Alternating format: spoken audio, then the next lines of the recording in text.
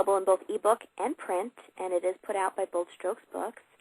Mackenzie Lewis's friends think she is destined to grow old alone. A sporty blonde restaurateur, Mac is quite a catch, but the only women she meets are the ones in the romance novels she devours or while tagging along on dates with her best friend Jordan. Dr. Jordan Wagner, successful, gorgeous plastic surgeon, has encountered lots of women, and she has enjoyed every one. She's not interested in growing old with any of them, though. At the first sign of commitment, she is on to the next. Mackenzie and Jordan are fast friends, and their only source of disagreement centers around whether true love really exists. Mackenzie, relying on stories of her parents' flawless romance and the predictable pairings of the leading ladies in her romance novels, believes true love begins with love at first sight. Jordan, emotionally scarred by childhood losses, is certain no one sees past surface beauty, and she has no perspective by which to measure the concept of commitment. On a dare from their pals, Mac and Jordan decide to look for matches on the Internet. As they wind their way through the web, seemingly looking for completely different things, both women discover true love doesn't conform to either of their expectations. On their respective trips through cyberspace, they learn valuable lessons about themselves and each other. Ultimately, Mac and Jordan discover true lesbian love is closer than a click away. So I think I can predict where that one ends.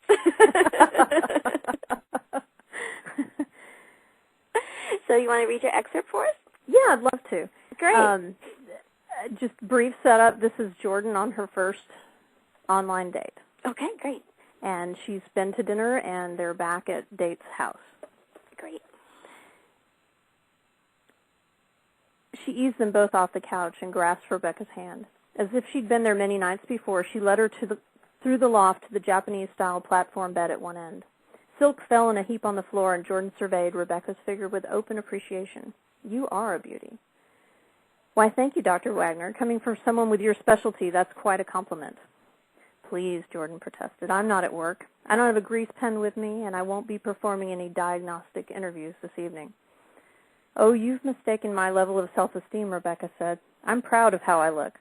This body is the result of good habits and hard work at the gym. My self-indulgences are limited to the activities like ones we're going to engage in. And what activities are those? Jordan whispered in Rebecca's ear. Reaching for the buttons on the fly of Jordan's jeans, Rebecca prepared to demonstrate. You know my favorite thing about these Lucky Brand jeans? The message I get when I shimmy someone out of them. Right here, inside the fly, it says, Lucky You. Now, who do you think will be the lucky one tonight? Jordan watched the downtown lights dance shadows across the gorgeous woman lying beside her. A wave of pleasure washed between her thighs as Rebecca's fingers traced the message inside her fly, then found their way to the source of her discomfort. Locking lips with the seductive blonde, she kicked off her boots and stepped out of her jeans.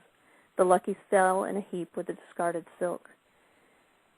Rebecca grasped the collar of Jordan's shirt and yanked down, pulling apart the pearl snaps in one smooth motion. Finding full, naked breasts beneath, she smiled and said, Enough looking. Get your butt on this bed and let's have some fun. With that proclamation, she urged Jordan down on top of her. The sensation sent shockwaves through them both, and Jordan paused for just a moment to gaze into Rebecca's eyes. The hot invitation she saw there was as familiar as it was thrilling. She was desired, and she had the power to give this woman exactly what she wanted all night long. There you go. Well, thank you. And that was from TrueLesbianLove.com. That's true. Yep. Now, you do write on your website that you do have an evil day job, but it sounds like you really enjoy your evil day job. I actually really enjoy my evil day job. Tell us a little bit about what you do. I practice for a small boutique criminal defense law firm, and that's all we do is we defend people who are accused and investigated of crimes in state and federal court. So we get a lot of experience in various fun and interesting things. And you can steal some of these ideas for book product. Absolutely, and I might have done some of that with my second book. Well, let's talk about that because it's called, your book, which is coming out in August 2009 from Bold Strokes Books, is called It Should Be a Crime, which sounds right up your alley. It is. It's kind of funny because I wrote this book second because I thought it would be easier to write just a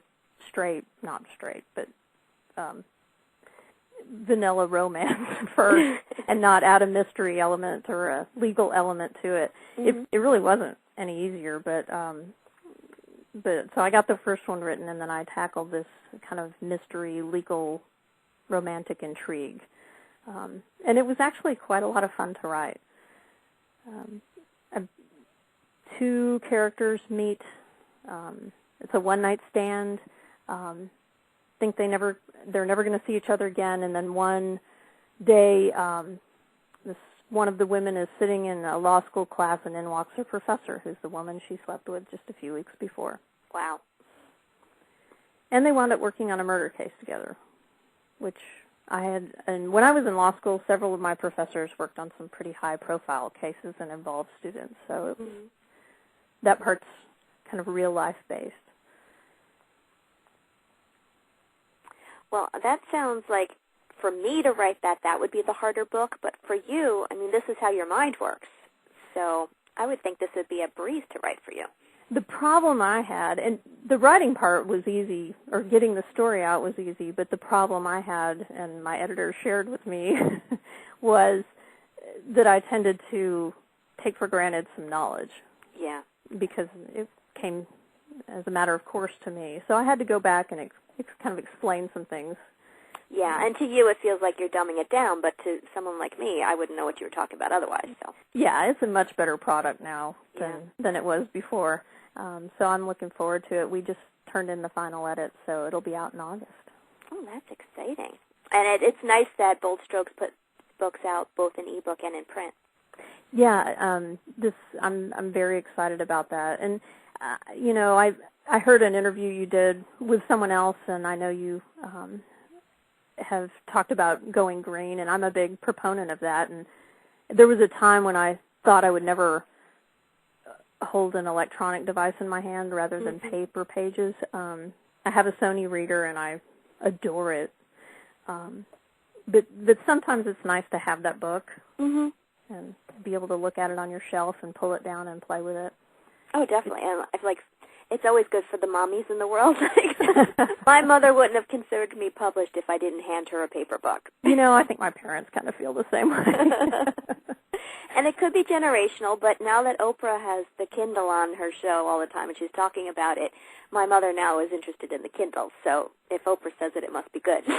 Well, I'm excited because I pack tomorrow and all my books are in one little device, whereas usually I have to take a ton of books to keep myself occupied on the plane. Exactly. And you know what? It was about 2 weeks ago. It was actually a little more than that. It was right before Valentine's Day. I finally gave in and bought my first electronic device.